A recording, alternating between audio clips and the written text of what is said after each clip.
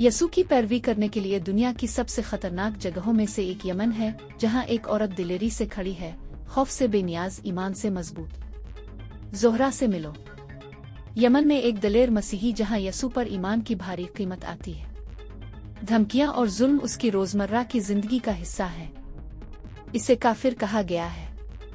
इसने एक करीबी दोस्त के कत्ल को देखा है और अभी तक वो दबाव में है। वो आज इसे को मारना चाहते थे, लेकिन वो अकेली नहीं थी, खुदा उसके साथ है। यसू ने इसकी तकलीफ उठा ली, मशकालत उठा ली, इसके गुनाह उठा लिए। यसू ने सलीब उठाई। अब ज़ोहरा को भी अपनी सलीब उठानी होगी। खतरे के बावजूद ज़ोहरा यमन में ख्वातीन तक पहुंचती है, ताल्लुकात उस्तुवार करती है, उम्मीदें बांटती है और छपकर मसीह की मोहब्बत जाहिर करती है। वो जानती है कि हर दौरा, हर मुलाकात उसकी आखिरी हो सकती है। वो जानती है कि जब वो घर में दाखिल होती है तो शायद बाहर ना निकले। वो भेड़ियों के दरमियान रहते हैं, लेकिन वो खामोश रहने से इनकारी है। खुफिया तौर पर यमन में चर्च बढ़ रहा है। ज़ेर ज़मीन तहरीक जिंदा है। ज़हरा को यमन में मसीह के बदन की क़ियादत, शागिर्द और मजबूती की तरबियत दी जा रही है।